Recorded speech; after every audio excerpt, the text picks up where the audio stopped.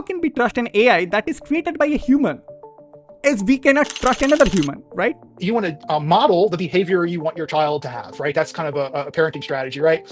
The same thing with the AI. We if we can get in as bias-free data as possible into the AI, then we can maybe begin to more trust, better, rely on the data that it spits out. The challenge is that there's no such thing as bias-free data. So, sir, recently we have seen a Chinese AI model, DeepSeek, which is Yes, creating headlines worldwide. The real harm is from these simpler models that we're working with right now. One thing that anybody, whether you're an AI expert or not, can appreciate is if you eat good food, right, you're going to be healthy. You can do healthy things, right?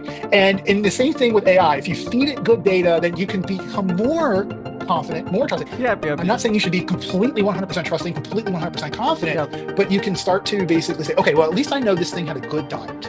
Two things I am saying is from US. In one side, US declared that they will be invest of $1 trillion for AI data center. In other part of the spectrum, they will withdraw the Paris Agreement, the climate change agreement. But the point is that, are these AI companies going to become electrical production companies as well? And should they? That's the other question too. Like, should we allow, energy to be used in such massive amounts of used in this way?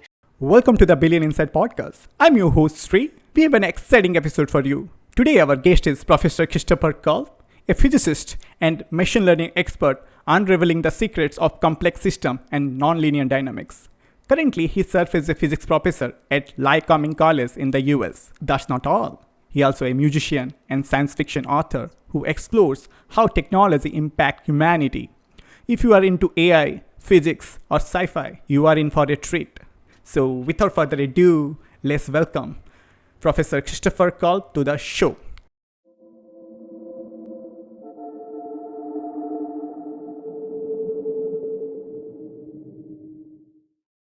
So welcome, sir. Welcome to the Billion Insight Podcast. How are you? I'm doing quite well. I'm very excited to be here today. Thank you so much for having me on your show. I'm looking forward to our chat. Thanks for joining us, sir. As a tradition of our podcast, we often start with our guest's childhood. So let's go back to your childhood. Sure, absolutely. So I was born in California, but I did not stay there very long. In fact, I don't remember ever being there. I was so young when we left. My parents moved to Maryland, which, if you're not familiar with US geography, California is on the Pacific coast, Maryland's on the Atlantic coast. So this was a 3,000 mile, move for my family. My dad was from California, my mom was from Maryland. So they decided to go out to be sort of with the mom side of the family.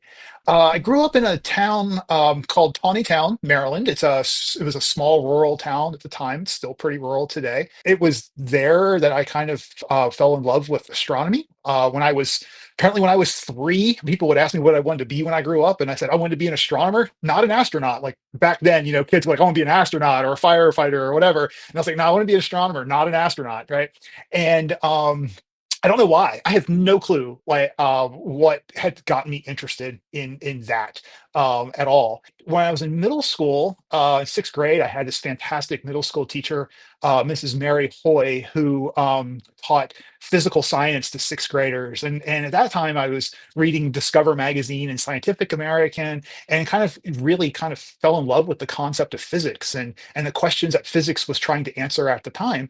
And Mrs. Hoy's sort of instructional method of having us sort of play around with physics experiments at that age just kind of got me hooked. And then went to high school, still interested in physics, took all the science classes I could take in high school, and I went to a small high school. I think we had about 160 students in my graduating class, if I remember correctly. So small for the area that I'm from.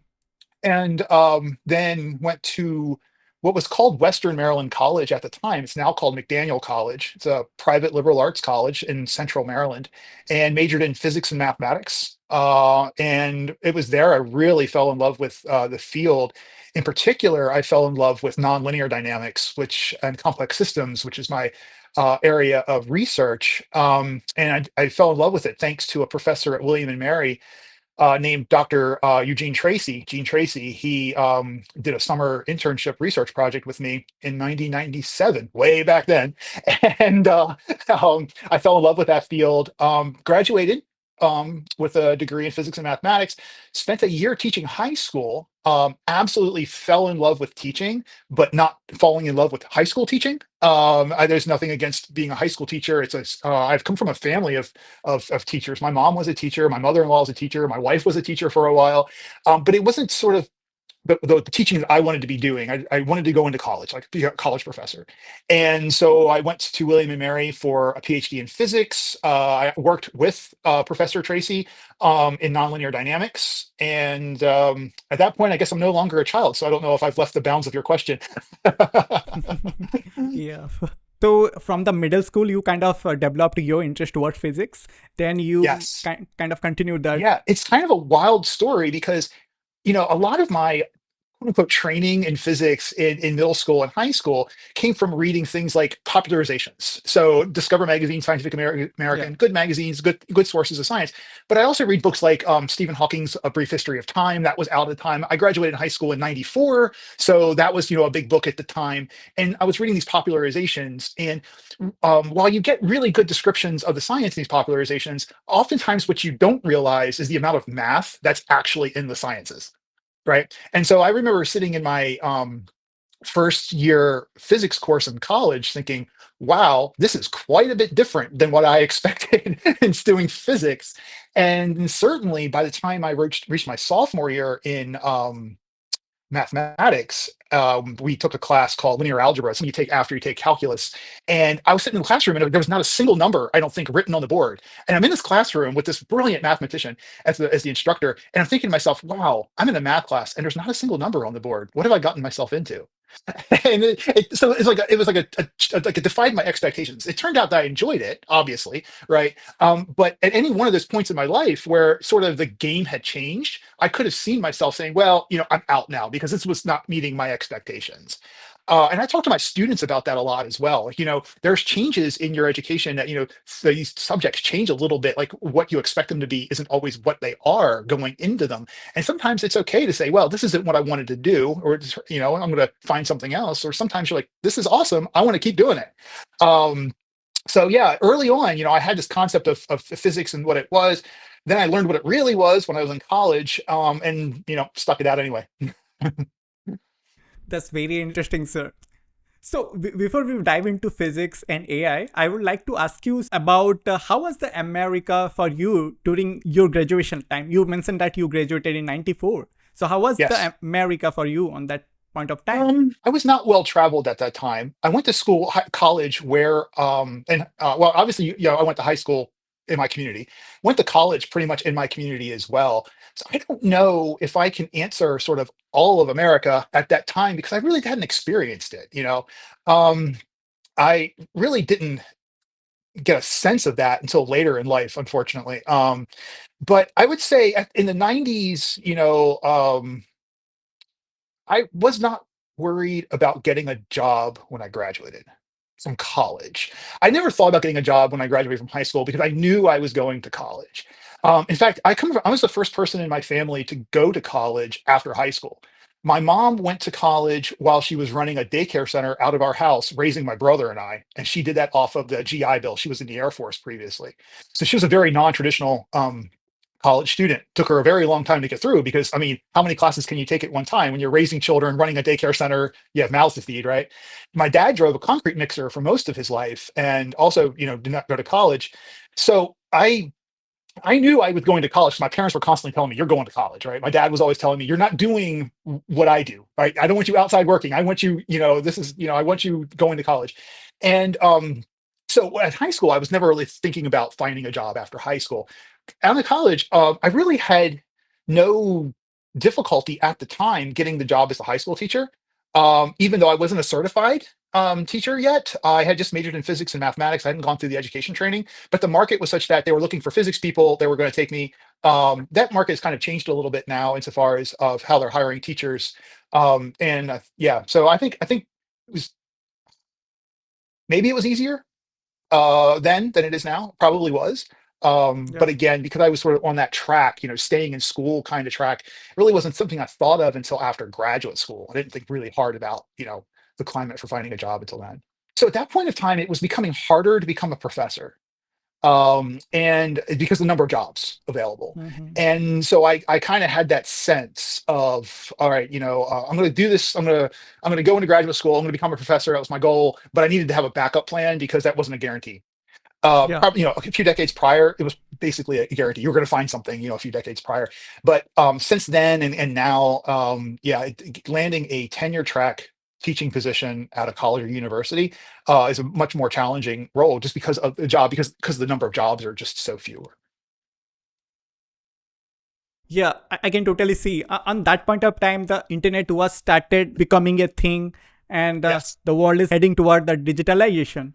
On that Oh point my of time, gosh, yeah. yeah, I have a great story about that too. So I was in 94 or 95, might have been 95, my first year of college.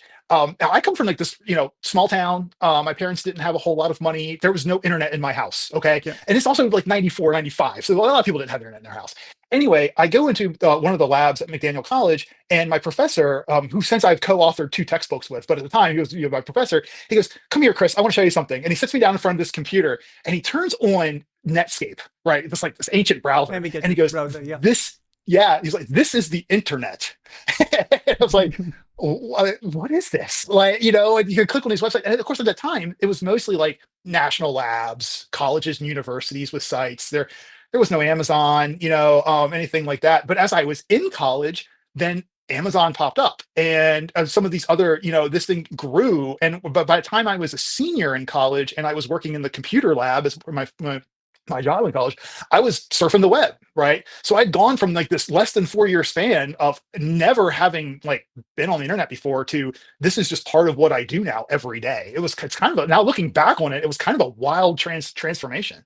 I Yeah, didn't think yeah. much of it at the time, other than this is cool. But looking back on it now, it's like that's crazy. Less than 4 years, and yeah, In today's era, if we have to compare that moment with today's era, is like when ChatGPT came for the first time in 2022, yeah, and then onwards, the world has changed for forever. yes, yeah, yeah. I mean, when I sat at that computer for the first time, I had Yeah. no idea what that would lead to. Yeah. So, sir, I have some rudimentary question about physics in general. If you allow me, I would like to ask you some. Oh yeah, absolutely. I feel like I'm taking a test, but go ahead. Can you start by explaining what is meant by system in physics and how do physicists study and analyze the system in general? Oh wow, that's a tough question to answer because it can be a lot of different things. So, um, you know, what do we mean by a system in physics? Typically, it's in the simplest way, it's whatever we're interested in studying. All right, whatever part of the world, right? So it's probably the first thing when you're trying to describe a system is basically define what's in it and what's not in it. All right. So maybe you're thinking about like you're interested in a horse pulling a carriage. That's a really classic introductory physics Yeah, sort of yeah, conversation, right? And so yeah, you want to ask yourself, like, what's the system? Is it the horse? Is it the carriage? Is it the horse and the carriage? Do you include the ground that the horse is on? Do you include the air that's around the horse? Like, what things do you include and what things do you exclude? And that will help guide you to make choices as to then what do you measure, right? Because you're only going to measure the things that are relevant to the system that you're trying to describe. yeah, One of the really interesting things that physics can get away with is we can simplify things in ways that many fields just can't. And so, for example, if we are talking about that horse dragging that cart, I can probably ignore air resistance, right? I don't have to worry about the presence of the air affecting the horse's motion, possibly, yeah, right? But you can't always make those kinds of critical deletions in other fields. If you're interested in studying living salamanders in biology, you can't simplify the salamander by removing its heart because now you're no longer have a living, so right, there's an inherent complexity that is in that system that you just can't remove. And in physics, many times we can remove certain complexities. We can look at how water waves form while ignoring maybe the vorticity of the water, or the surface tension. Like you can those aren't necessarily the greatest examples in the world, but you get the idea that in physics we can um, identify the system, remove things that we think are irrelevant, and then make our measurements, and then if and make our predictions. And if our predictions match what we see, then great, we've made the right choices in removing stuff. If they don't, then we have to just add stuff back in. So now maybe that air resistance on that horse, that wind, really does matter in how hard the horse can pull the cart, right? Um, so I hope that answers your question. Like, it's Yeah. we basically we think of a system as a border, a boundary we put on a small part of the universe that we're interested in studying. Yes, yes, yes. You mentioned prediction. So what do you mean by prediction here? Oh, good question. So one of the things that I do, what I'm interested in doing, is building predictive models. So what that means is maybe it's a mathematical equation, maybe it's a computer program, it doesn't matter, something that we build that is going to predict the next value of something, right? Or, yeah, so let me try to give an example.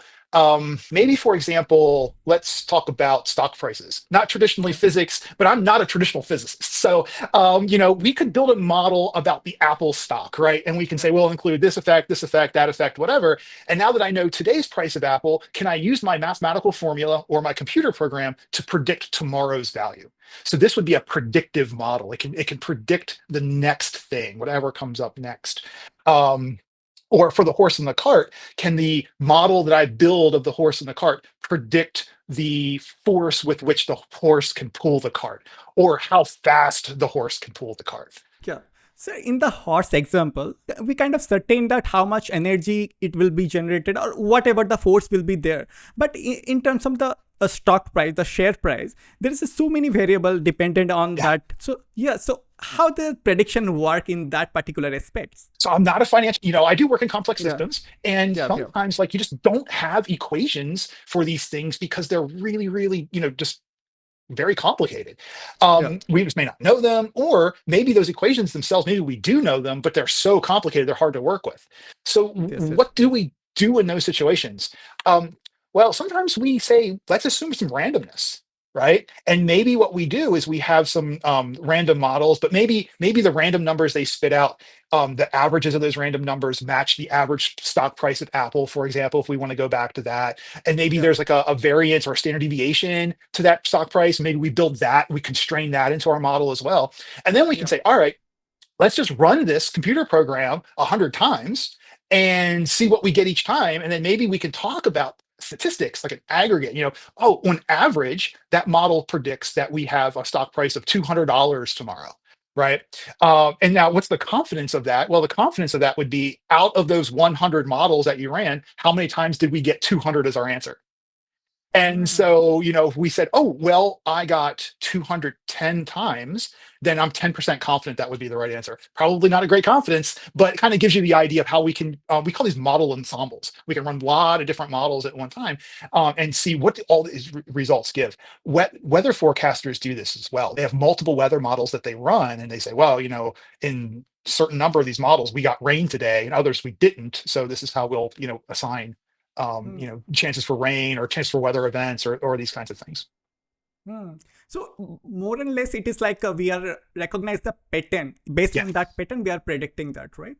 Yes. So that's something that's very important in physics as well. Is that what we do in physics is we try to understand the underlying laws of the universe. That sounds really grandiose, Yeah, but it is actually what we do. yeah. And those laws of the universe, all right, they are exactly what you just described. They are patterns, right? So if we think of there's a classic rule in physics, Newton's second law. What does that tell us? It tells us that if you, loosely speaking, if the harder you push on something, the faster it will go. That's a Hmm. pattern. Okay. Hmm. Or the more mass, let's just say weight, people who are physicists are going to cringe, but I'm going to use weight anyway. All right. The more weight the object has, the slower it will go. It won't go as fast. Hmm. Right. And so those are patterns. And what we try to do in physics is take those patterns that we observe and turn them into mathematics, because with math, we can then make those predictions. That's when Hmm. you understand something. Can you actually predict what will happen next? You are expert in non-linear system. So what is non-linear? Okay, great Yeah. question. And thank you for calling me an expert. I never feel like an expert in anything, so I will take that as an outstanding compliment today. Nonlinear system. That's a good question. So we know a system, right, is what we're interested in studying, right? And if we're not interested in it, it's not part of our system. So you can think of it as a border. Now we have this extra thing we're going to stick on top of that called nonlinearity. Nonlinearity is basically not linear. And so in a linear system, if double the input, you double the output. Okay. So classic example, imagine you have a little weight hanging from a spring. All right. If you put 10 grams on the spring, it stretches a little bit. If Yeah. you put 20 grams on the spring, it doubles the stretch. Yeah. That's it. All right. So a nonlinear system doesn't behave that way. If you double the input, maybe you get only 120% instead of 200%, right? You don't get double the output. Maybe you get more. Maybe you get triple the output, right? There's a famous a scientist who now I cannot remember off the top of my head who said this, that said studying nonlinear systems is like studying non-elephant animals. You're not Non-elephant. really restricting what's going on. There's so many different nonlinear systems. So it's kind of hard to pin down like this will always be triple, this will always be half, or whatever if you double the input. But that's the basic idea. You have this very interesting, what we call nonlinear relationship between an input and an output, essentially. There's some more technical like layers to that definition as well that we just don't really need to get into. But that part of it is that I think that's good for folks to sort of see that. And Yeah, there's yeah. tons. I mean, everything around us. There's tons of nonlinear systems all around us. The weather is a nonlinear system. I'd argue these stock prices are nonlinear systems. Their climate processes are nonlinear in general. The list goes on and on about nonlinearity. But yeah, so I think that's probably, without breaking out the blackboard behind me, I think that might be Yeah, the best answer I can give you. yeah, yeah, yeah, yeah. Uh, if the world around us is non-linear, so we can say that it's completely random. We do not know what will happen. Through the data, we can only kind of guess that what can be happen. Yes, So but that doesn't mean it's random. that is So a that so random. so randomness is different. So Okay, nonlinearity means there's still rules. There's still a okay, deterministic set of rules that the system follows. It's just that they're complicated and they don't behave like double the input, double the output. So we can okay, still make these predictions at least in the short term, but now sometimes in the long term you can't. So weather is a really good example of this. We can okay. make good predictions for the next few days. Okay. But go beyond that, and all of a sudden, the computer models, don't match what we observe. There's a difference, right? The weather, the forecast gets worse, right? And that's because weather is a special kind of nonlinear system. It's a chaotic system. Chaos is a type of nonlinear behavior where you get the short-term predictability. So you can predict within a few days, but you get no predictability beyond that. It's not random. It's still nonlinear, even though you can't make those predictions. It's kind of a complicated thing. The heart of it is those nonlinearities that we talked about earlier. So little errors, little things that you don't know, because the models are nonlinear, they amplify those errors. And so at some point, those errors get so big that it might as well be random. All right. The weather itself is not random, but it becomes hard to predict because of those nonlinearities. And that's kind of the crux of chaos. Since we are talking about the non-linear system, then the So prediction. So let's transit to the ML, machine learning. So yes. we all know that the machine learning is a kind of a prediction model, right? Mhm. It analyzes whole data, and based on that data it can predict. So can you explain what is machine learning is? Yeah. So machine learning can do one of two things. It can make the predictions that Yeah. you just described. We call that regression in science speak. Okay. And then we also have classification, which is exactly what it sounds like. A classification means, is this picture a picture of a dog or a cat? Yeah. Right. Or is this EKG representative of a heart attack or a normal sinus rhythm? So Mm-hmm. that's classification, right? So those are the two things that machine learning can do. The Mm-hmm. way they do it is learning by example. All right. There's different types of machine learning out there. And I'm going to talk about what's called supervised machine learning. And what that means is you feed the computer algorithm examples and they're labeled. So you give it the answer. All right. You say, this picture is a cat Yeah. and this picture is a dog, right? And so the machine learning algorithm takes in the picture, it makes its best guess as to what it is. And then it says, oh, wait a minute, I guess dog when that's a cat. Where did I make my mistake? And it has these things that are called parameters. These are numbers that are in the machine learning model. And it goes back and it tweaks those numbers so that when it sees that picture again, it gets the cat, the right answer.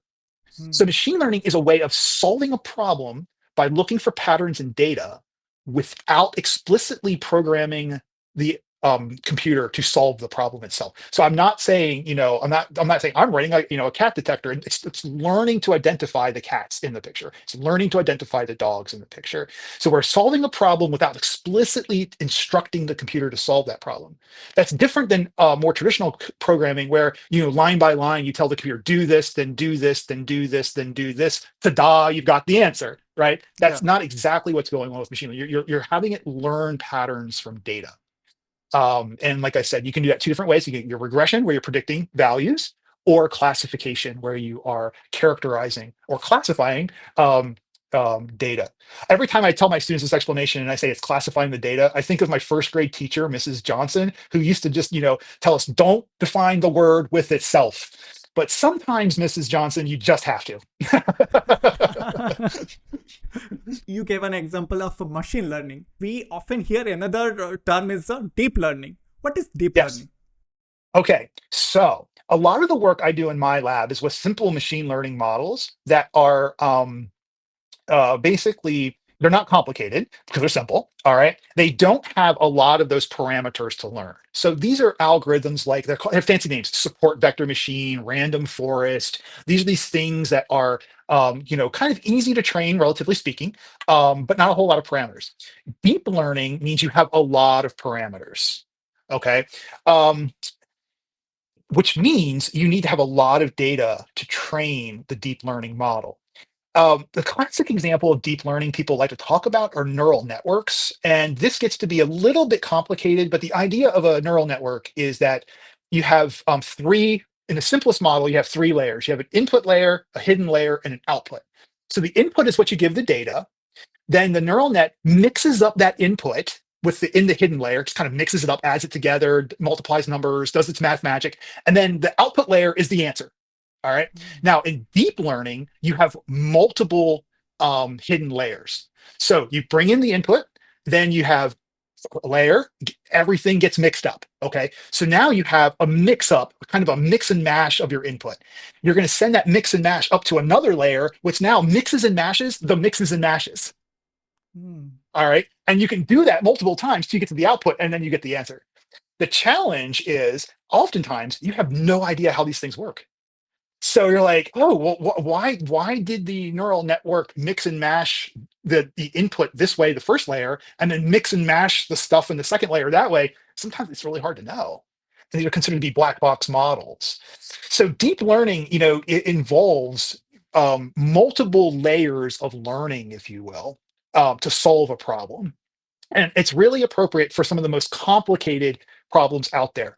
Image classification typically involves deep learning, where in this case, the first layer of the neural network, maybe for example, identifies, let's say, I'm just going to make this up, hard borders in the picture. That's all it does. It just says, Yeah. okay, I'm going to learn where the borders are in this picture. And then the Yeah. next layer takes that information it takes that information and says, I'm going to learn where all of the color gradients are. So, okay, we got, orange up here, we got blue down here, whatever. And the third layer might say, all right, now that I have lines and colors, maybe I'm the tail detector. Does this animal have a tail? All right. And then the next Hmm. layer after that might be like, okay, I'm going to look at face shape. And so what we're doing now is at the lowest end of the network, we're looking at the grossest qualities. And I don't mean like disgusting, I mean like large scale, like not fine detail qualities, right? And then we Yeah. narrow down along the way to get more and more fine detail qualities. And hopefully by the end, you see, oh, one network says, oh, whisker shapes look like this, ears are pointy, as another network layer says this. We've got ourselves a cat. All right. Hmm. And so that's kind of the concept of deep learning. Yeah, it's sort of in a nutshell, very long nutshell. I apologize for rambling there a little bit, but Okay. without getting into the technical mathematics, you can think of this as deep learning as a series of steps that are learned, as opposed to maybe fewer steps with non-deep learning. Can we go to little deeper here? Can we talk about the generative AI? How that system works? Oh, that's a good question. So now this is, I don't do a whole lot of work with generative AI in terms of the actual, like I work with generative AI in terms of producing things, but I don't really do a lot of coding of Yeah. transformers. So these Transform. Yeah. things like GPT's generative pre-trained transformer, um, basically what they're doing in a nutshell, they do use those neural networks. They also combine things like attention to learn where to focus on in a sentence. But ultimately, the way these generative, at least the text models work, the way these generative text models work, is they're essentially trying to predict the next word. And there's a temperature sort of parameter that they often use that Yeah. basically helps you determine that next word. So if the temperature is kind of low, you're going to choose the most probable next word, right? So basically, how does it know what that word is? It read the internet.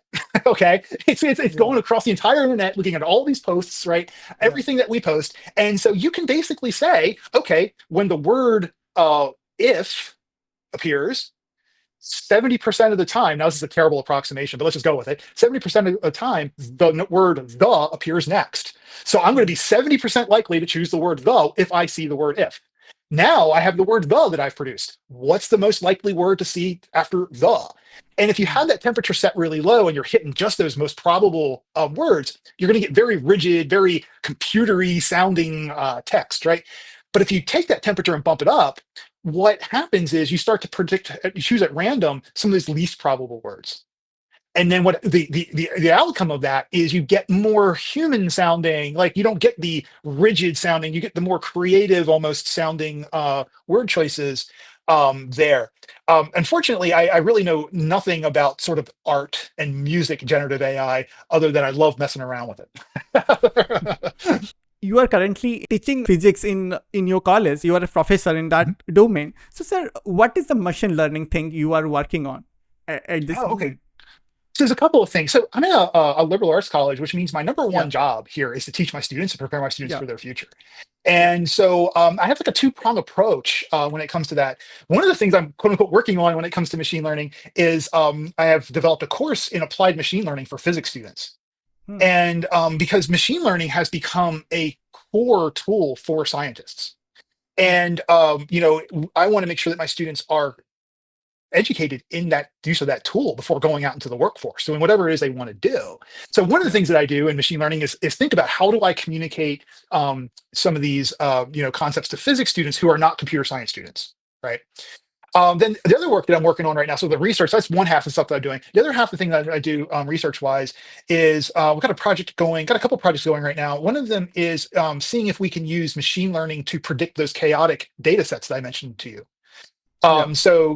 Those, as we talked about earlier, those mathematical models of those chaotic systems fail to make accurate predictions after a period of time. So we're trying to see if we can build simple machine learning models to make predictions of chaotic time series data, excuse me, chaotic data, and how long are those predictions good for? There's been work that's used more complicated machine learning models, like what's called reservoir computing. I'm really interested in the very, very simple models because a lot of times out there in the world, you don't have the luxury of a ton of data. You might just have a Yeah. few measurements, few hundred measurements or whatever. And to train some of the neural networks that would be the more complicated models, sometimes you need thousands, tens of thousands of data points. And in the real Yeah. world, you don't always have that. So what Yeah. kind of mileage can we get from these simple systems? Hmm. Another project that I'm working on, it involves machine learning. It's a little bit on hiatus right now, but we are interested. I've done some work in with an economist in looking at the effects of taxation and redistribution on the wealth of simple economic models. Okay, and basically, if you have a model economy, little digital people exchanging money, right, and you tax those people, and then you give the money back out in different ways, how does that affect the distribution of wealth in that society, that digital society, right? Well, we've looked at some historical tax rates and things like that, but what I'm Yeah. interested in doing is seeing, can an AI target a particular wealth metric? So, for example, suppose we want a tax that makes everyone have the same amount of money. I'm not saying we should do that, but that's a target wealth distribution. Everybody has the same. Same Okay. amount. Yeah. Yeah, same amount. Can an AI um, can an AI figure out what those tax rates should be, progressive tax rates should be, and then apply them to the population? Can it learn that? And so, what does it do? We to do that, we use something called reinforcement learning, where the algorithm basically runs the model. It applies a random tax. What happens? What's the wealth distribution look like? Oh, well, that's not what we wanted. Let's make these adjustments. Do it Yeah. again. right? And then do it again and do it again. This is called reinforcement learning because we have the reinforcement is that we have some score, like a video game score, if you will, that we want to target. And so the reinforcement out program rewards itself when it gets closer to that target, and it penalizes itself when it doesn't, Yeah. when it moves further away from that target. Like Hmm. training, like children, like reinforcement Yeah. learning for children is a pretty Yeah. common way to raise kids. And so we're trying to get that. That's been a very hard multi-year project that we've made some progress on, but nowhere near to the point of publishing at this time. I've Hmm. probably had, boy, 3 or 4 different research students working on this, trying to get a feel for how does this work. Is this reproducible? Do we understand what's going on? Hmm. It's been a challenging but very fun project. Yeah, that's very interesting. So, sir, it's kind of a simulation doing that. I mean, if a certain tax is applied, then what will happen in the world? Yeah, and what's nice is the economy that we use is actually really simple. It's something called the BDY game from econophysics. It's BDY. It's 3 people's initials, but it doesn't matter. What matters is the game itself. And this is basically what it is. You have, let's say, 1,000 people in a digital room. These are all little digital people, right? And they all Yeah. start off with, let's say, $10 because everybody has the Hmm. same amount of money to spend, right? Yeah. Now, each round of the game, everybody who has a dollar, at least a dollar, has to give that dollar to somebody else at random. At Okay. random. Okay. So yeah, Hmm. at random. So just randomly Yeah. give a dollar. If you have a dollar, you have to at least a dollar. You have to give a dollar to somebody else. And I will If you don't have a receive a dollar, dollar from somebody else also. you might not, Okay. right? Because it's Okay. a random assignment. There will be Okay. people who are unlucky and get no dollars that round, and there'll be Okay. other people who will be quite lucky and maybe get $5 or $6 that round. Hmm. And so what happens? What's the wealth distribution after a whole bunch of rounds of the game has Okay. been played? Turns out you get a whole bunch of poor people and a very small handful of very rich people. So basically, you get this very unequal wealth distribution, right? Okay. And why are those rich people very rich in this model? They were lucky. They were the people who got several Okay. rounds of multiple dollars at one time, right? And so Okay. that's our base model. And there's all kinds of physics and mathematics behind this model you can talk about. It's not important here, but it's a model economy. And then we impose taxes on that Hmm. economy every Hmm. so many rounds, every round. There's all kinds of things we can tweak. But the point is, we tax these people, and then we then repay out the money. So we could, for example, say, all right, we'll give everybody the same payment. We take all the tax, break it up into 1,000 different parts, and everybody gets the same part, right? Or we say, no, no, if you're in the poorest 25%, you get more than people who aren't. And so we just have a whole bunch of different like methods, right, of redistribution. And part of what we're trying to understand is for the AI is what taxes and what redistribution method targets a given distribution of wealth. And again, we've tried all kinds of different distributions of wealth as well. So we're not biased to everybody having the same amount. This is more of an Hmm. academic exercise. Can an AI agent tax in a way to force Hmm. a given distribution of wealth? That's very interesting, sir. Actually, when you first said that the wealth distribution, I thought it's some sort of a UBI simulation. It kind of is like if you do the redistribution, sure. If you do the flat redistribution where everybody gets the same amount of money, yeah, Yeah. that's a UBI for sure. And just to be clear, we're not advocating necessarily for that particular policy. We are just playing with economic simulations and seeing what can we get an AI agent to do. Yeah. So how this idea came to you? How you ended up doing this? Oh, so it's a good question. I stumbled across the BDY game in my reading of complex systems. When you study complex systems like I do, you kind of have to be a jack of all trades, and Yeah. yeah, you have to like almost like a prerequisite is be interested in a lot of different things. And I was reading a paper in econophysics that was talking about this particular model, and it surprised me that that was the outcome of the wealth distribution. Initially, surprised me, and then I thought, okay, well, this is interesting. I teamed up with an economist and we just started looking at like regular taxes, no AI, just regular taxes. And can we simulate historical tax policies, historical American tax policies, and what change on the distribution of wealth does happen, right? And basically say everybody gets the same amount of money. What happens to the distribution? And so we worked on that for a while and had a good time. And then as he and I were chatting one day, this economist and I were chatting one day, I was like, I think it'd be cool to see if we can get an AI to be like the tax man. Hmm. And can we get the AI to create a tax policy for us? And we've been Yeah. messing around with that ever since. A lot of times these ideas come with just chatting with people who are not in my field, Hmm. right?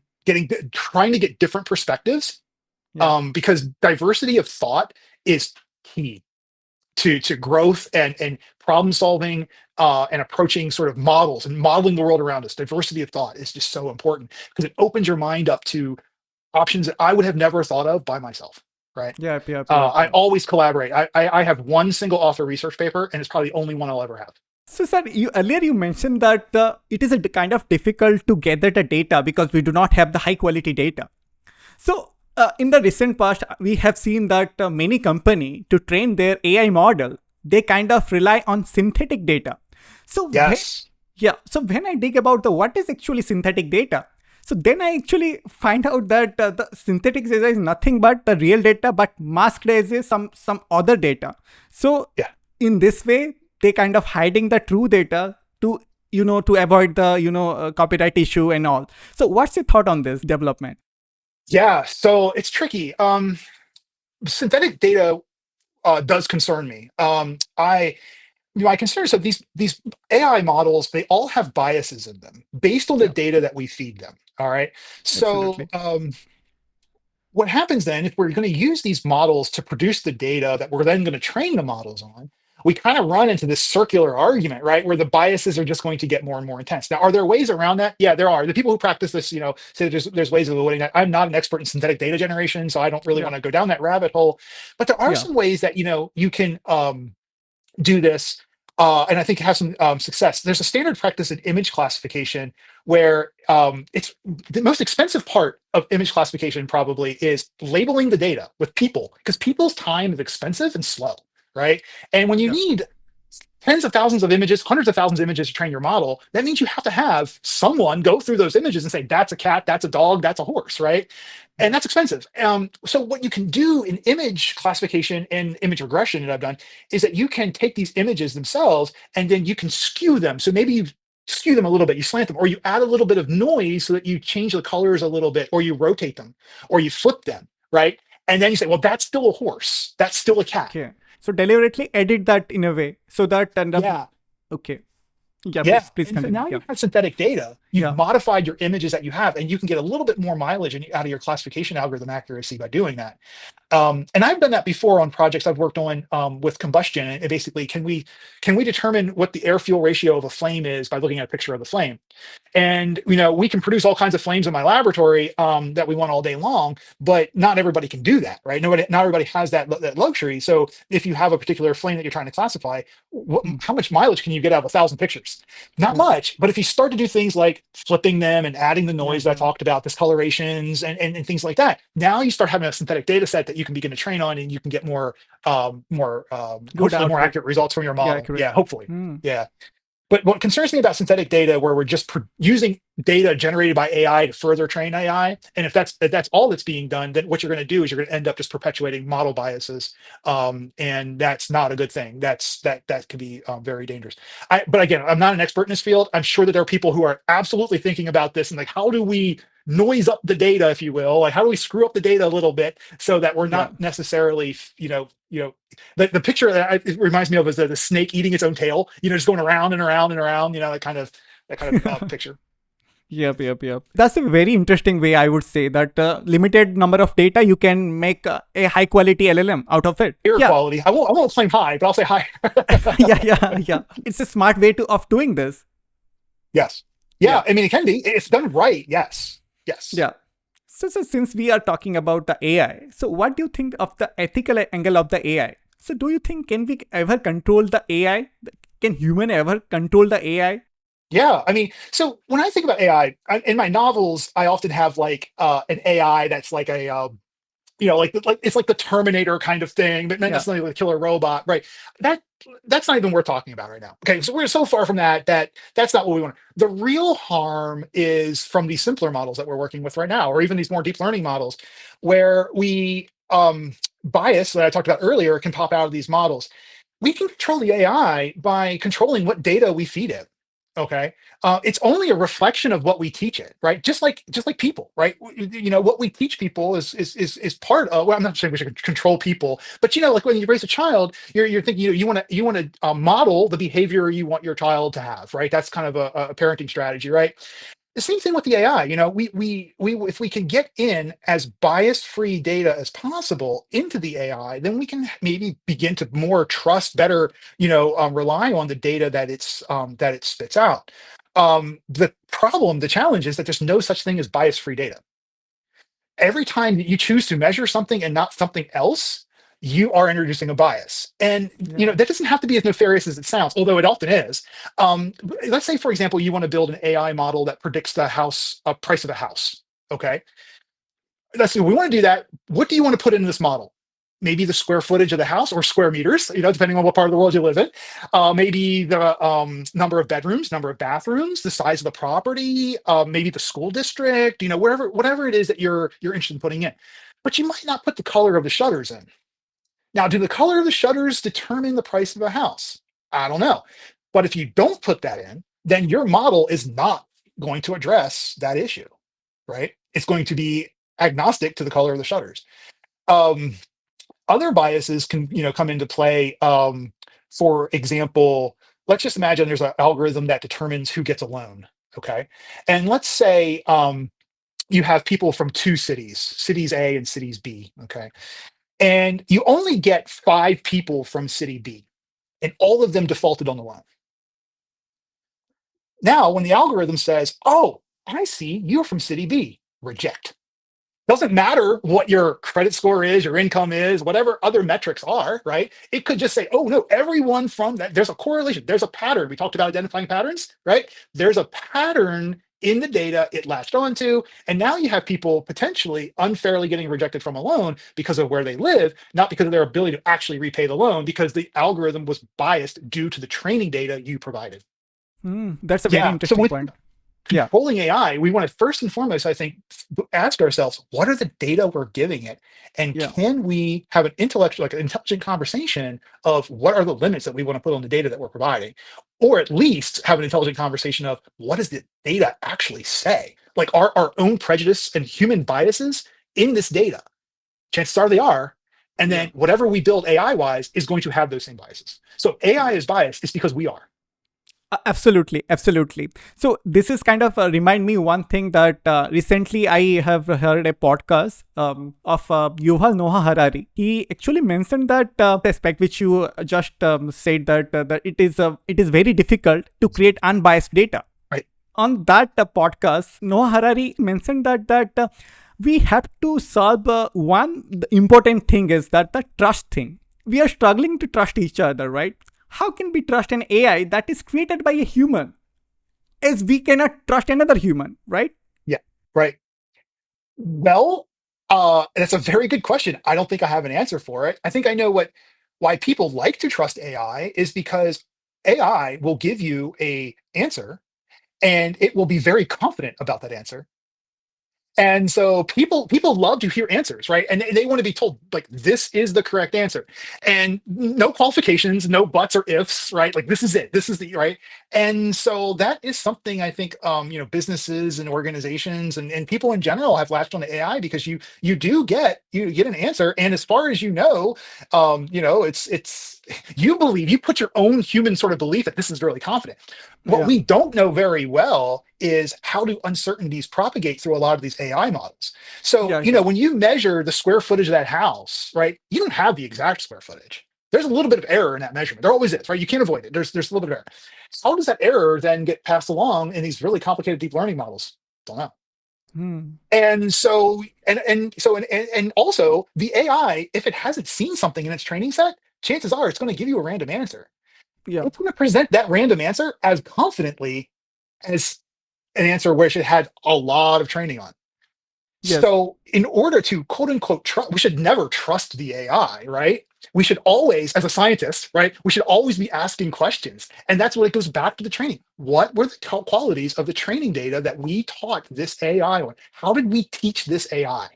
What did we include? What did we not include? And if we understand that, then we can say, well, here's the answer it gave us, and put that answer in context with whatever it is we're trying to predict, right? Um, and that's how we can sort of quote unquote trust AI, right? I don't think we can trust AI, but we have to have a lot more regulation, a lot more understanding. I don't use the word regulation, but a lot more understanding about what it is we're feeding this stuff. not just Yeah. shoveling in like by the shovelful, right? Just keep feeding the beast, and this is what you get out. We need a better handle on the data we are providing these things. Yep, yep, yep. Of course. So, sir, recently we have seen a Chinese AI model, DeepSeek, which is Yes, I've heard of creating it. Yeah. headlines worldwide. Yeah. So, what do you think about the DeepSeek? Have you tried that model? I have not. No. In fact, I've been kind of tied up with a lot of other work-related things right now Okay, that have okay, not been sir. involved with playing around with new AI Okay, models. okay. But Yeah, I think really, again, it goes back to knowing how these things yeah, are trained in detail, right? yeah, What yeah, are the data sources? That's when we can really start to have conversations about trust, regardless of where the model comes from. I think that's the key. What are the models trained?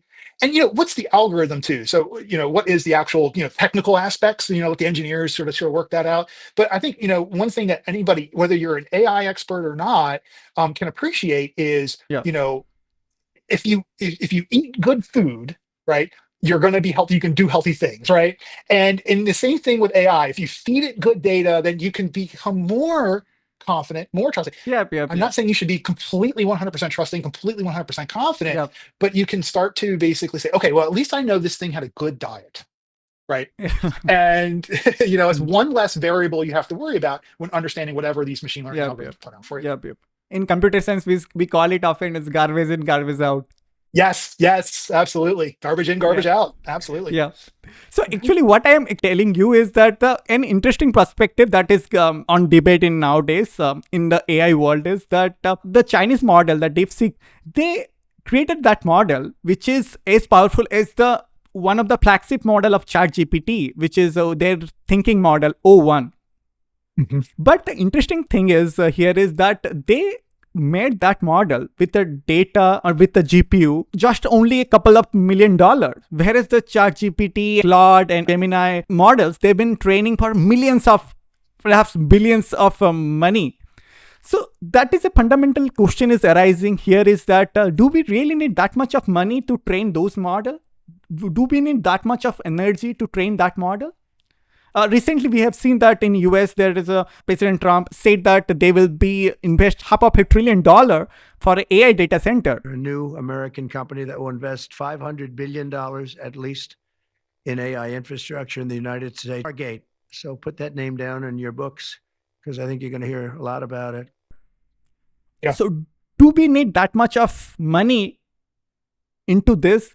As we see that in the very negligible money, we have already seen a great model is popping out. So um, I have read a few articles about DeepSeek, and I have read that there are some experts in the field, and I would not put myself amongst these people because I'm not that. Again, I'm Yeah, not an expert in generative models, so I don't know the training details.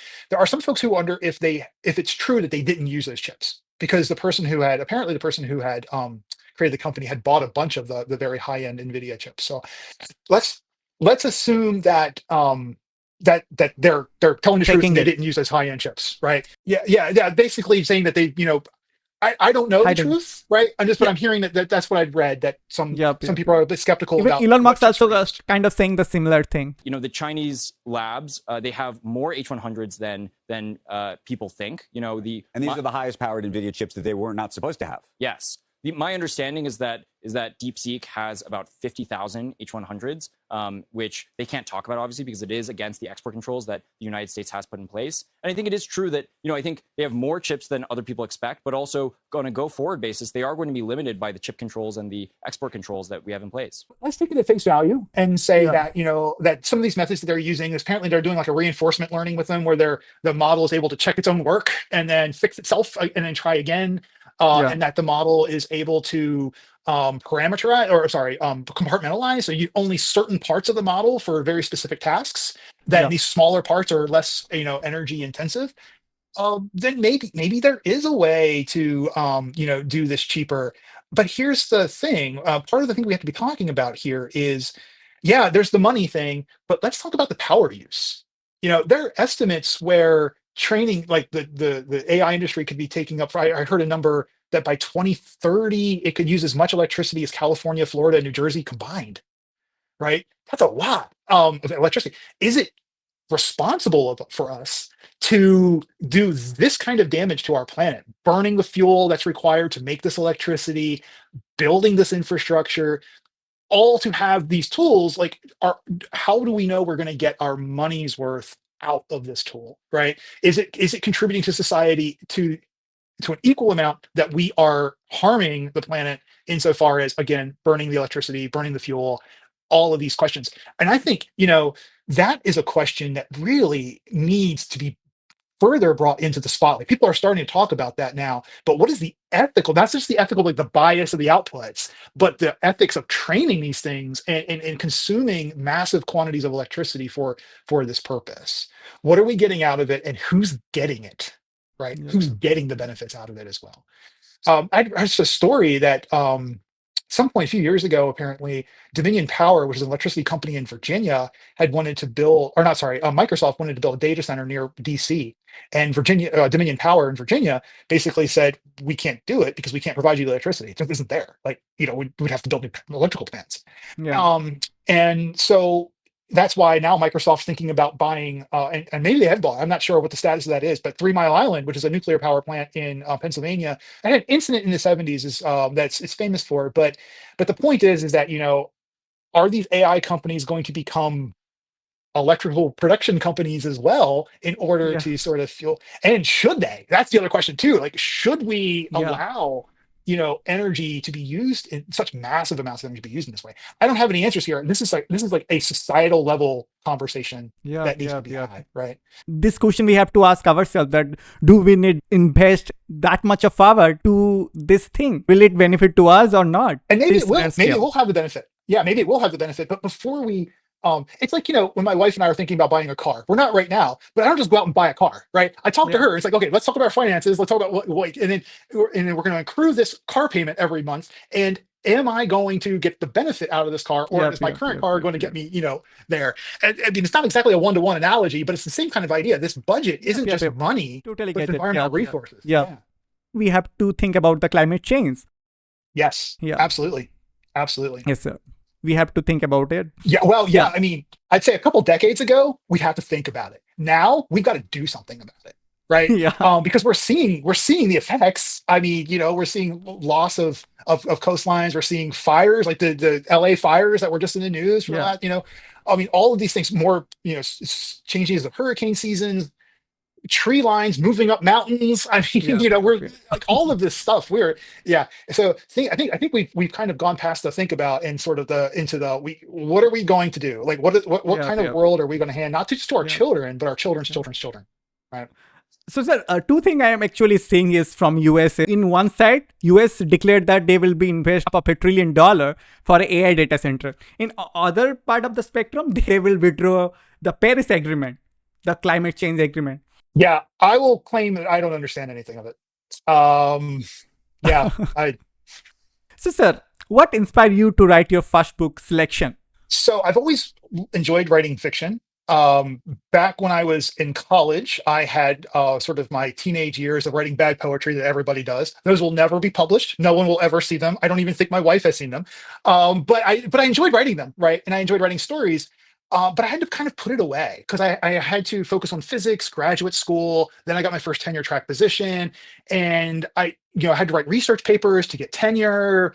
And so it just was like writing got kind of crowded out. And but I always wanted to get back to it. It was always a thing I would do, right? And then in 2019, my father passed away at 66. And my brother and I were at some event dealing with that. I don't remember what. And we looked at each other and we're like, we've always wanted to write. And my brother Tim, who's a brilliant writer, by the way, he said, if we don't do it now, we might not ever. And like, yeah, you're right. So I was finishing up the contract on my first textbook at that time. And so I said, all right, once that textbook is clear, and it was just a month or two that I needed to clear the textbook, I'm going to start writing. And so I started writing short stories because I figured novels are hard because novels are hard. Short story is shorter, might be a little easier. That was wrong. Short stories are hard too. But I paired up with a mentor, Dr. Phoebe Wagner, who is actually an assistant professor of creative writing here at the college I work at. And I worked with her as a tutor and began to learn the ins and outs, because I believe that when you want to do something new, you need a mentor. And so she is my mentor, and when it comes to writing, and she looked over my stories, told me what didn't work, told me what did work, and then I had this one short story that I'd written that was called Selection. Same premise: a child was getting ready to have his career chosen for him by the AI that ruled the world, and wrote the end. The story ended right at the point where he had his job selected for him, and I stopped the story. And I was thinking, oh wait, I want to know what happens to Sam. Sam was the character. I gave the story to my wife to read. She's always my first reader. And she said, without any prompts, so what happens to Sam? And so that's why the dedication of that book is for Gail, my wife. Oh. This is what happens to Sam. And I had no idea. I sat down and just began to write. And then I thought, who is Sam? Who is his friend Jack? What were their outcomes? And what are the kind of lives that they would try to scratch out for themselves in a world that's completely ravaged by climate change and being and totally dictated by the AI that runs it, that was installed to fix the problem that it never was able to fix. And that's how that story came to be. So that cliffhanger leads you to write the whole book. Yeah. What I happened to wanted to know Sam? what happened to Sam too. And that was a book that, writers talk about being plotters or pantsers. A pantser is someone who probably writes by the seat of their pants. They make it up as they go along. It's not quite as chaotic like that. Most people are somewhere in between. But I pantsed my way through the book because I wanted to kind of, at least the first draft, that I wanted to see, I'm going to let Sam be Sam. I'm going to let Jack be Jack. And there's two other characters, Tabby and Jenny. And I'm going to let them be Tabby and Jenny. And I'm just going to see what are the decisions that they would make. What are they going to do? And it sounds weird to hear a scientist talk about this, but this is exactly what happens. The characters begin to tell you what they want and what they want to do and where they're going to go. And my job as a writer is just to sort of, get it down into bits, right? The ones and zeros on the computer screen. And that's kind of how that book came about. Yeah.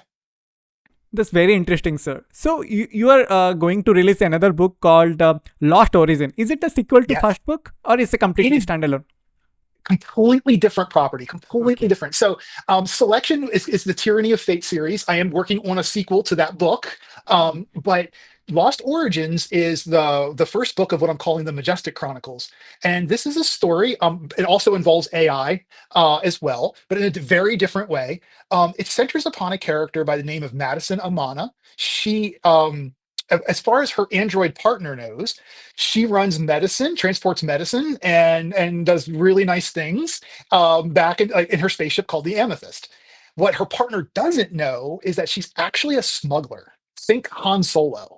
All right. She runs illicit goods. She doesn't run drugs. She doesn't, she isn't doing human trafficking or anything like that. She basically typically transports data, things that, that not quite legal, and she keeps these two lives very separate for a while. She, for reasons that are explained in the story, she ends up needing to take a job to further hide her illicit activities from her partner. And that is to find a map to Earth, which no one believes in. Everyone believes that humans were created by these aliens called the Andromedans, and that Earth is a myth. It's something you tell kids, right? Like a Santa Claus story, if you will. And so she's like, okay, finding a map to Earth. Earth doesn't exist. This is ridiculous. Easy money. And then her partner tells her, by the way, I have vacation time coming. I would love to go on a mission with you. I want to see what you do. So now she is put in this position where she has to try to, not expose what she's doing to her android partner.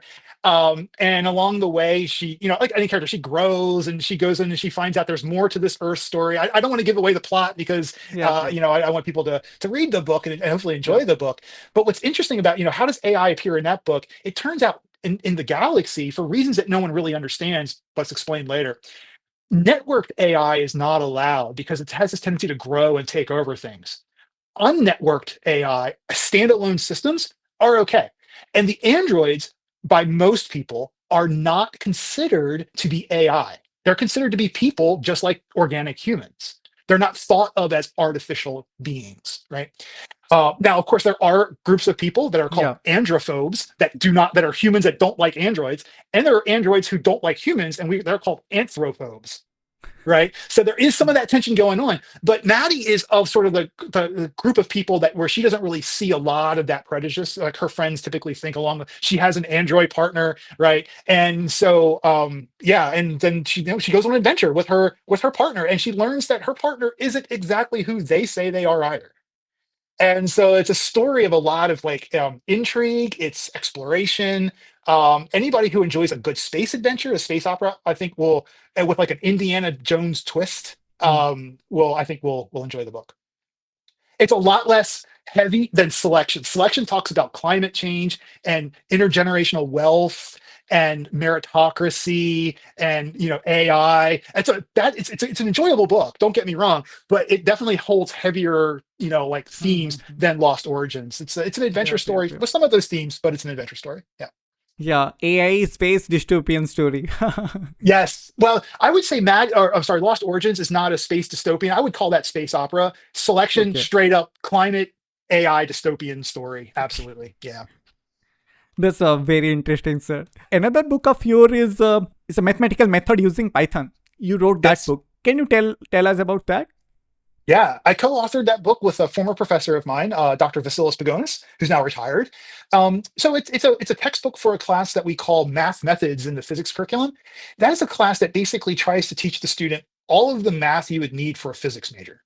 And so usually a physics major will take 4 semesters, at least 4 semesters of math. I'll take 2 semesters of 3 semesters of calculus and something called differential equations. Math Methods tries to sort of distill a lot of that and some additional topics down into one course and kind of like a real quick sort of shot in the arm of mathematics to get a student geared up for a physics major, right? So that class is about, that book is about teaching students upper level mathematics and not only solving the problems by hand, like handwriting out solutions and solving equations like you might have done more traditionally in school, but also how to use computer programming using the Python language to solve these problems as well. Knowing how to use the computer will allow you to solve a much more larger variety of problems than being able to do it by hand alone. So Yeah. a lot of those nonlinear systems that we were talking about earlier in the show, a lot of those can't be solved by hand. You have to use a computer to solve them. So this book is in part helping students to do that and many other types of math problems with the computer. Sir, why Python? Why Python is so popular in this field, like machine learning, Yeah. data science? So I don't know if I know quote unquote the answer, but my sort of perspective on that is that Python is relatively easy to learn. It's relatively quick to develop in. Fewer lines of command because these libraries exist that already exist to do things. And so I think what makes Python popular in part is because it already is popular. So that because so many people are using it and so many people build libraries that like do problems in astrophysics and do problems in physics and do problems in machine learning, right? And so you have this like popular language that people are like, if I'm going to write a library and have people use it, I'm going to write it in Python because that's what people are using. And so I think there's an element of that, but it is a nice. I have to say, when I learned Python, I found it to be easier to learn than the first language I learned back in the day, which was called Pascal. Different type of language for sure, but definitely. And my students typically pick up Python faster than they would pick up what we would call a compiled language, where you have to write the code in more detail. You have to give it more details, and then actually what we call compile it. You got to turn the words you type into executable computer commands, and you don't have to do that in Python. It's what they call a scripted language, and it's a little easier to learn for the students. I think because of that too. So I chose Python for that book, or we chose Python for that book because so much of science is using Python right now. In 20 years, who knows what they'll be using? Yeah. One thing that bugs me about Python is the indentation. Yeah, me too at first, but now I'm used to it. So, sir, we are on the final segment of our podcast. We call it Instant Insights. Okay. Where I will ask you some quick question. You have to answer as fast as you can. Okay, will do. Okay. So, sir, are you ready? I am. Coffee or tea? Tea, easy. Cats or dogs? Dogs. That's going to surprise a lot of people in my life, by the way. I'll just leave it at that. Beach or mountains? Beach. City or countryside? Countryside. Blue or green? Blue. Early bird or night owl? Early bird these days. Best way to start your day? Working out. Exercising. Introvert or I do that. extrovert? Hmm. Oh, introvert. I have to pretend to be an extrovert for my job as a college professor and teaching classes, but introvert for sure. Most recent hobby that you picked up? Ooh, good question. I'm going to say getting back into playing Dungeons and Dragons, D&D. I used to play in the late 80s, early 90s, stopped after college, and then about 3 years ago, Dr. Wagner, my writing mentor, was hosting a game. She invited me and my wife, and who my wife had never played before. And now I've been playing for the last 3 years weekly, and absolutely have re-fallen in love with the game. So yeah, I would say D&D is my most recent favorite hobby. Interesting. One thing that makes you smile instantly? Seeing my wife. I know that's corny, but it's true. That's lovely. What is your go-to stress relief method? Working out. Yeah.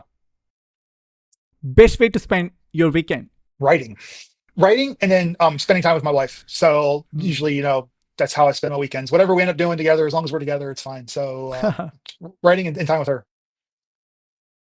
Travel back in time or forward in time? I'm going to say forward in time. Yeah, I because want to see the future. I think our best days are still ahead of us as a species. Yeah. You know, have you ever read the book Factfulness?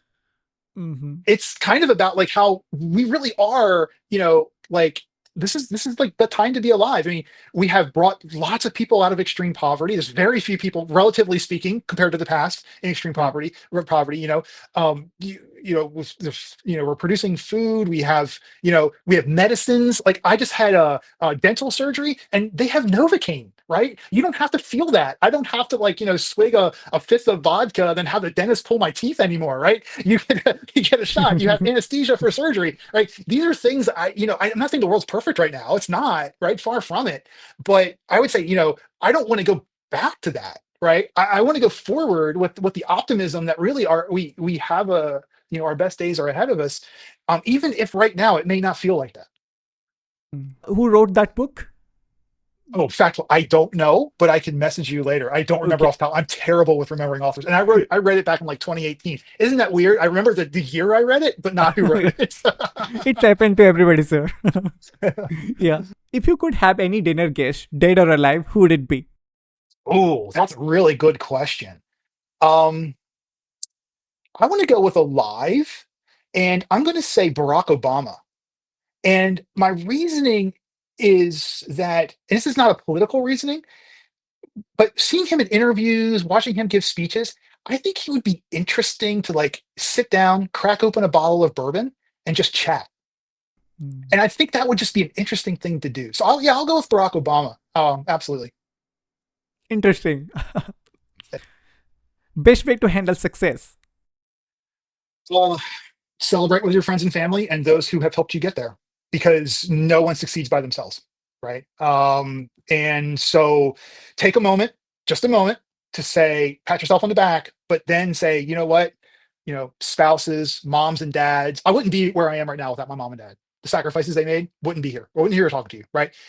Siblings, mentors, just the community around you, right? No one's successful by themselves. And so expressing appreciation to those folks, and then keep going, go on to the next thing, move forward to the next success. Don't just rest Yeah. on your laurels. Yep. Acknowledge the community, acknowledge the people Yes. surrounding you. Yeah. Best way to handle failure? To quote the great Taylor Swift, shake it off.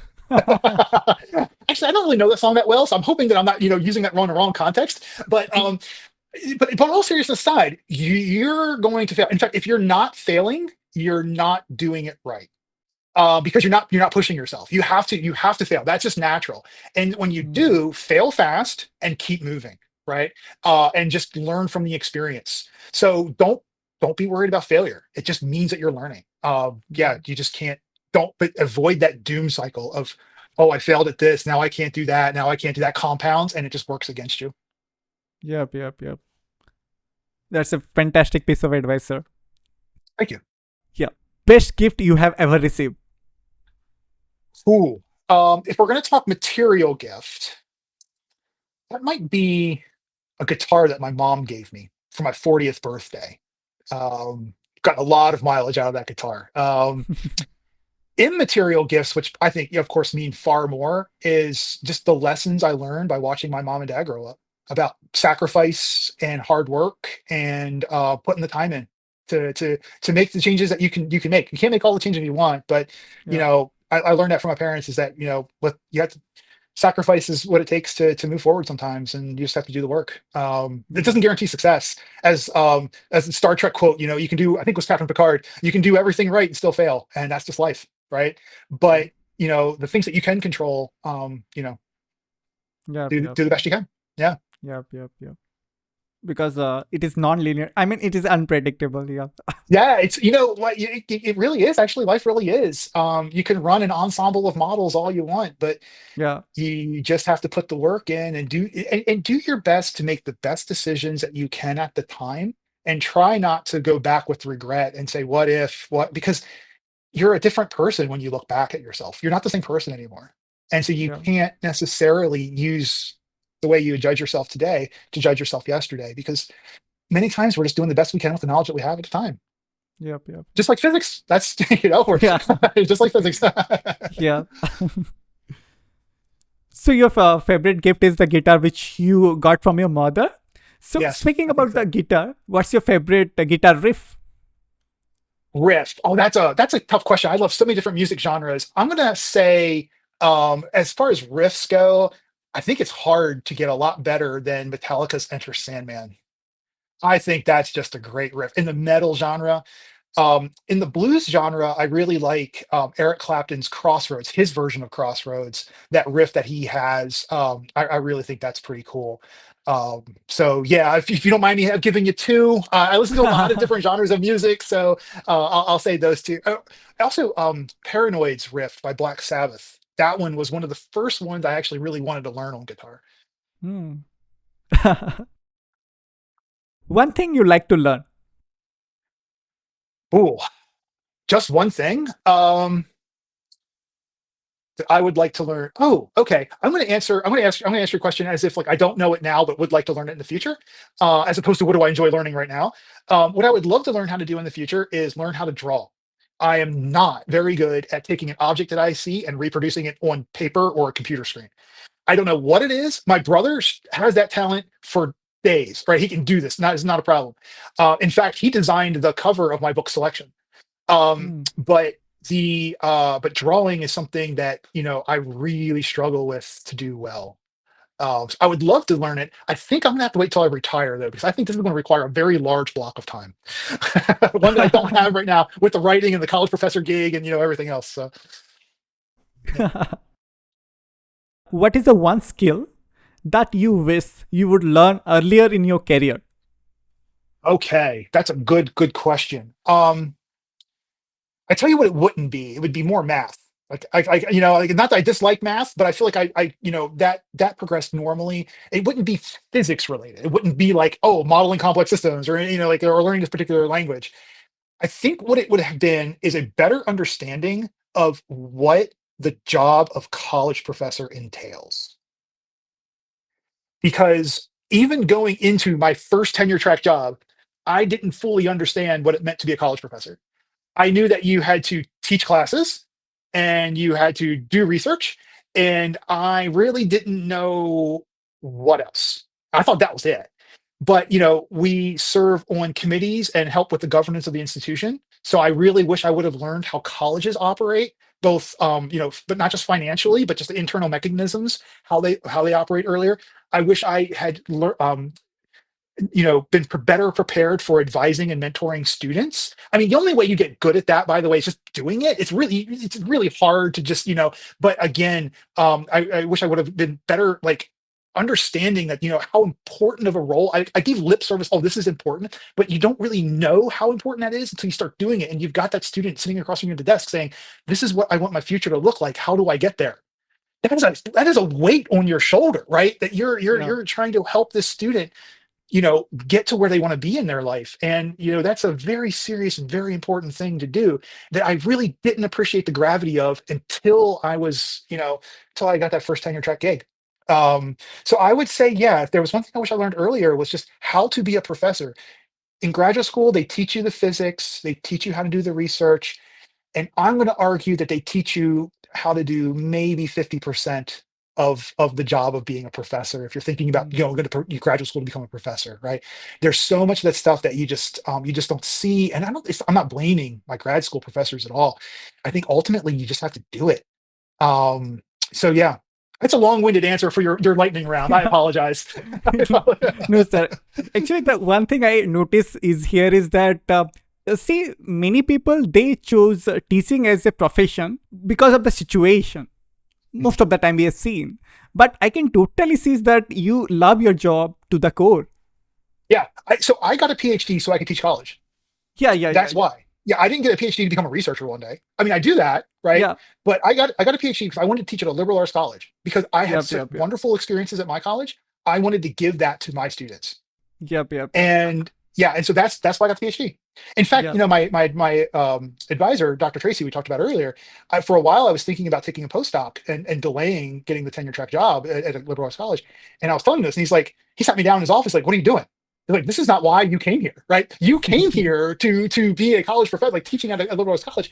And I needed that kick in the pants again, that reminder, right? That, like every once in a while we need a reminder what we need those mentors in our life to remind us too, who we are, what we want to become. Yep. Who inspired you the most? My parents, my mom and dad. I learned very different lessons from both of them, but boy, like I said before, I wouldn't be here talking to you right now without them, for sure. Mhm. Favorite books? I would say probably my favorite book of all time, but not necessarily the one I've read the most, is a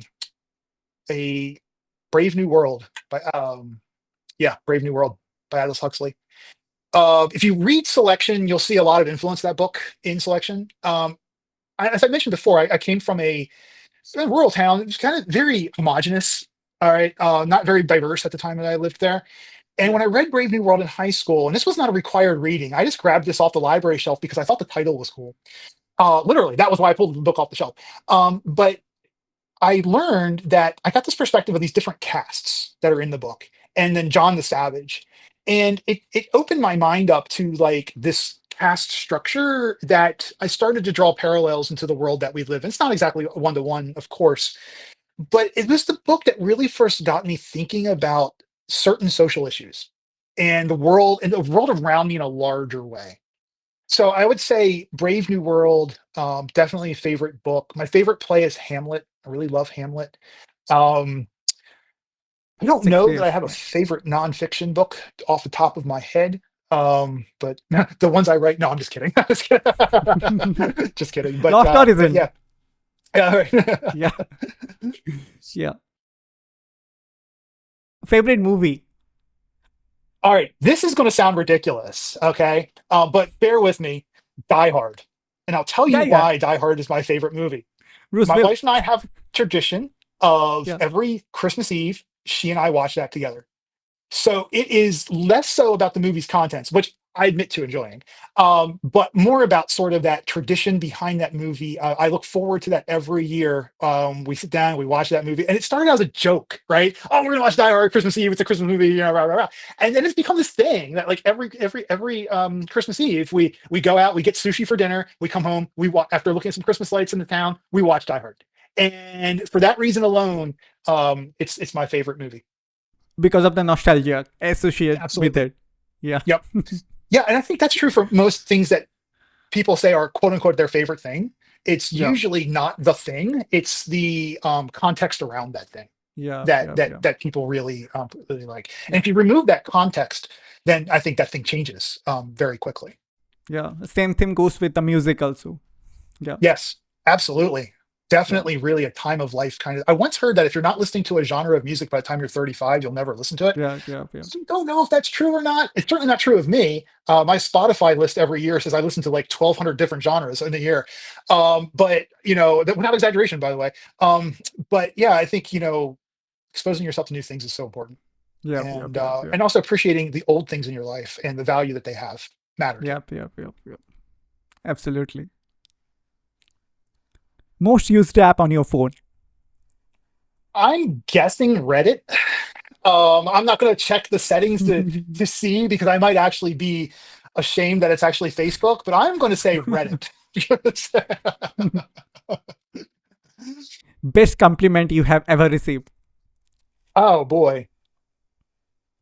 I don't know that I'm worthy of this compliment, but a close friend of mine, once told me that I'm an expert learner, that I'm capable of learning things quickly and fairly thoroughly. I don't know if that's true, but this person did say it, and it's always I've always taken that to heart as if I'm not that, that's what I one of the things I want to be. Hmm. Somebody who's Yep. adaptive, right? Who's Yep. able to pick up things quickly. I know I'm not really interested in ever being an expert in one thing. Hmm. I'm interested and then because to be an expert in one thing, you have to spend all your time and effort in that one narrow thing to really be an Yeah. expert, right? I don't like the idea of being a generalist, picking up a little bit here, picking up a little bit there. That means that, maybe sometimes you don't have the complete story on any one aspect. But I think what a generalist can do is pull things together from distant like fields or different subjects and create new things through that kind of synthesis. And I think there's Yep. value to the world that can be added by a generalist that an expert simply can't do. Yep. If we compare it with the machine learning, earlier which you said that the synthetic data you were generating through modifying, adding some noise to the emails. So this way the model which receive the multiple images so that the output would be the very good, right? So Right.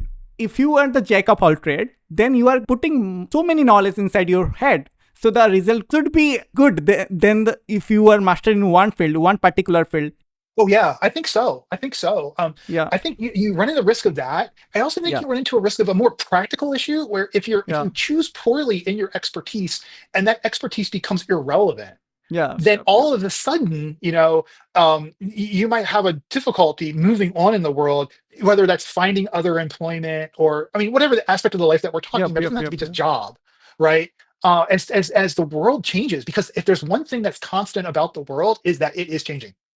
And if you're too stuck in that one particular area, you may not be able to adapt, and it may actually, even if it's not job related, you may not be able to find happiness in that world if you can no longer adapt to its new situation. I'm not arguing that you should just roll over and take the things that come Yeah. your way at face value, right? I'm not arguing that at all, but I am arguing that that adaptability I think can help people find Yep. happiness. Uh, But again, Absolutely. I'm not arguing that you should just roll over to any kind of authoritarian force that comes your way. And this is the Yep. new rule, follow it. I'm not advocating for that at all. No. Nothing so I heavy. can totally understand it. Yeah. I mean, it is true, especially in a creative field, because sometimes you need some fresh idea. So the more data you intake inside you can generate some fresh new perspective. Yeah, and going back to what we're talking about generative AI, that generative AI is not a good writer. It's a C-level writer at best. But what it can do for you is give you some like creativity stimulation. Yeah. So like, if you're writing a novel and you're like, oh my gosh, I just for the 10th time said this character blushed. I cannot keep saying this character blushed, right? And so you can say, well, ChatGPT, describe a character blushing, right? And never, ever, ever copy and paste from what it gives, right? That's just never do that, right? But Yeah. what it does, I find it does for me, is it takes my mind off that fixed point of the word blushed in this example, and basically gets me thinking about different things. And then I can write down and I can actually write a good quality, hopefully, human sentence, right? That is human generated sentence that gets me over that hump. And Yeah. so I think it has value in stimulating past that kind of writer's block kind of idea. But I strictly say never copy and paste from ChatGPT because it's just, or any generative AI, because it's just not that good. It's, and it's cheating. Yeah, of course, it is cheating. It's cheating.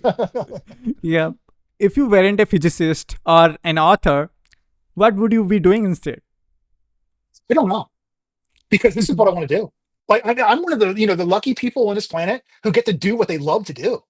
I get to teach students Yeah. about science. I get to do science, and I get to write science fiction. Like not to brag, but I feel like the luckiest guy in the world. So what else would I do?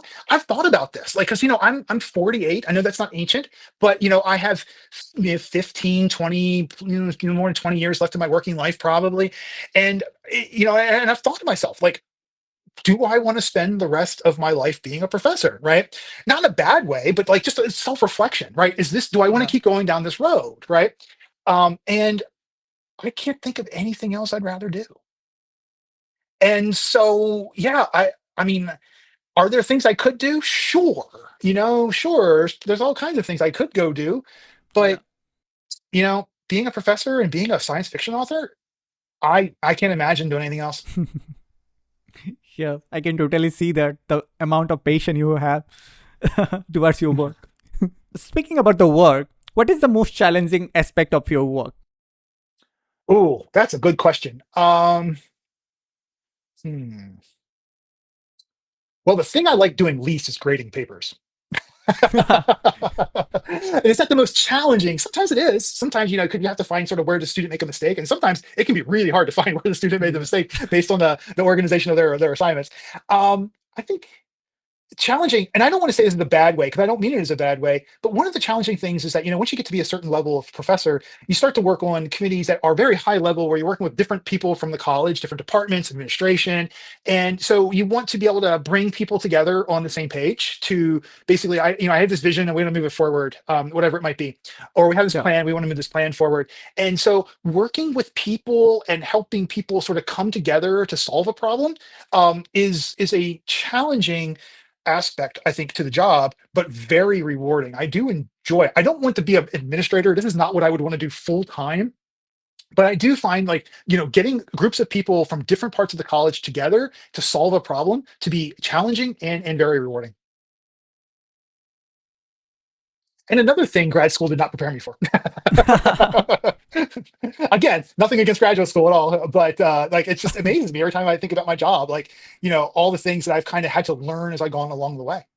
So, sir, what is the hardest physics concept to teach? That's a good question.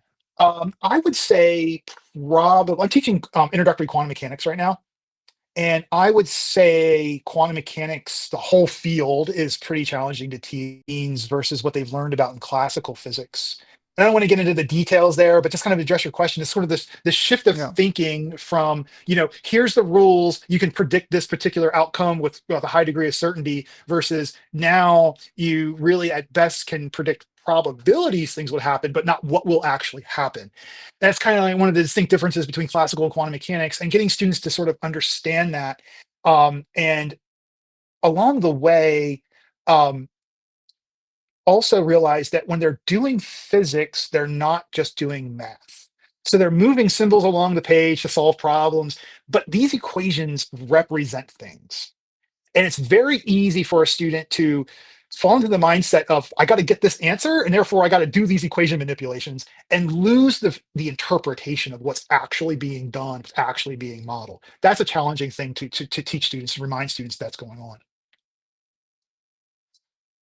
Favorite physics equation? Favorite physics equation? Um, that's a good question. Um, I guess I will say there's something called the nonlinear Schrodinger equation, which doesn't actually have a lot to do with quantum mechanics, but my dissertation started with that. So if I had to have a favorite equation, I think I'll go with that one right there. It's a technical thing. It does use to model water waves that are very small in amplitude. It can also be used to model light in fiber optics. It has a lot of different uses, but I wasn't using it for any of that. But yeah, I'd say the nonlinear Schrodinger equation if I had to choose one. One thing you like to change about how science is taught? Ooh, that's a tricky one. I I would like, and I don't know exactly what would need to be done. I would like to figure out and make the change as to what causes kids to fall out of science somewhere between elementary, middle school, and high school. Where do they lose the wonder of the world around them?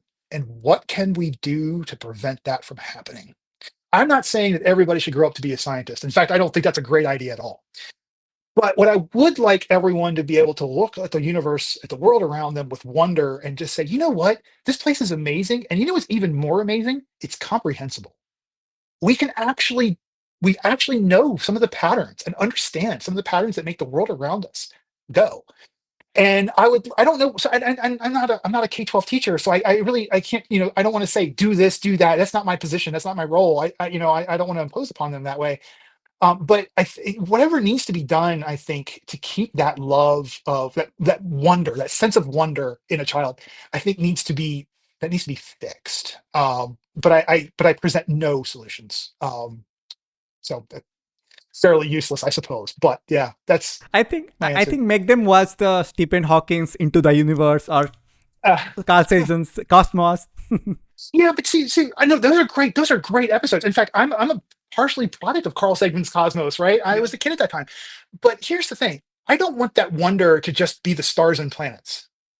I want that wonder to be like, check out the reds in that sunset. Look at the waves as they interfere with each other on the beach. You know, why when I see someone I love, why does my heart race a little bit, right? These things, like these are things that we can understand as scientists, right? And that level of wonder too, because the thing is if you just restrict the awe to space, that's external. You never touch that stuff. Those are pictures taken by telescopes, super valuable, very interesting. But if you compartmentalize it all to just that, then you miss the rainbow, right? You miss the tangible things that are around you that are just, I think, are just really cool. And yeah, so that, when do people lose that? Not everybody does. Those who don't become scientists like me, right? But some of them anyway. But yeah, where does that happen? Why does that happen? And what can we do as science instructors to fix that? Because by the time Yeah. they get to me as 19-year-olds, it's too late, right? That ship has sailed. I mean, I can do some stuff, but the fix has to happen earlier. Yes, yes, yes. I totally get your perspective here. Do you believe in aliens? No, they're not coming here. Do they exist somewhere? They might. I have this somewhat heretical view, though, that I think, speculate, I'll say, bacterial life is probably everywhere. Intelligent, complex life like you and me, probably pretty rare. And I know that's like, oh, as a science fiction writer, how dare you say that? Because you want universes packed with aliens, right? But I don't know. Like, this is just something I've always thought. Like, I think about how hard it is to create a sustainable environment for things like us to survive. Plate tectonics, a large moon, a star that's not going haywire, a planet in the habitable zones where you have liquid water, stable climate systems. This list goes on and on and on and on and on. And, sure, there's lots of planets out there in the galaxy, in the universe nonetheless, even. But if those probabilities of having these things all come together is ridiculously low, you know, then it could very well be that there's not many of us out there. Now, all we can talk about are things that are carbon-based life forms that are like Earth-like, right? Go Yeah. beyond that, speculate about silicon-based life form or whatever Yeah, the hot yeah, topics are in these fields. Then you really are just shooting in the dark because we don't really know much about that stuff at all. But I think intelligent, complex life forms. I'll take the heretical view and yeah. say I think it's actually probably quite rare. Again, as a scientist, if you can show me some evidence to prove otherwise, I'll happily change my mind. So, sir, what is the hardest part of writing a novel? Um, Good question. For me, it's coming up with a compelling premise. It's the hardest part.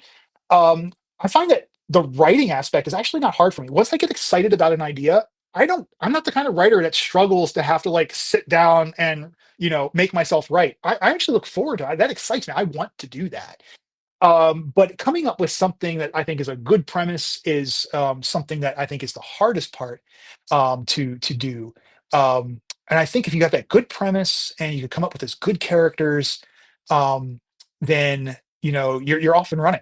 But yeah, for me, just coming up with that kind of that interesting idea I think is the most challenging part to my process. What comes to you first, plot or character? That has changed from one project to the next. Hmm. I would say with selection, plot came first. I would say with Lost Origins, character came first. Yeah. I don't have a constant. There's another book that I'm writing right now, another novel that's currently in production. It's not been bought. Yeah, I'm working on revising, and that one definitely premise came first. The setting. I think I want to set this book in this situation. What's the story? What human story can I tell in this particular setting? And so yeah. So for me, I would say it really depends on. They vary. Yeah, I don't have a consistency there. So, sir, one last question. Sure. What is the best piece of advice that you ever received?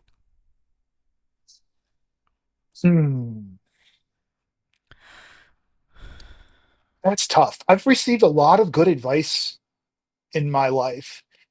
However, I prefer actions to words.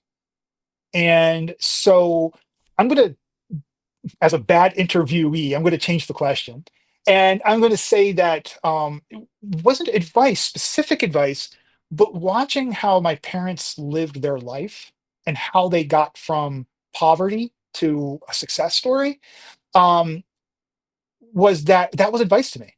Watching them, the sacrifices that they made, the work ethic that they developed. It wasn't a one sentence quip that was like, that you see that you can put on a wooden sign to place in your house or on a pillow or something. It was more about watching them make the decisions and live their lives the way that they did. And that was really, and I apologize that I can't think of like a sentence that somebody told me that really No, I'm resonated. totally It getting you. Yeah. Yeah, it really was that. I mean, that was 18 years worth of advice. All right, like growing up with in my family, and seriously, I simply just can't thank them enough for that. No. That's yeah, I can totally see that. So, sir, that's the end of the All right. podcast. Any final thought? Did you like it? Oh, I loved it. This was a great time. You're a Yeah, great host. I really enjoyed, speaking with you. I really hope the audience enjoys the conversation that we have. And yeah, thank you so much.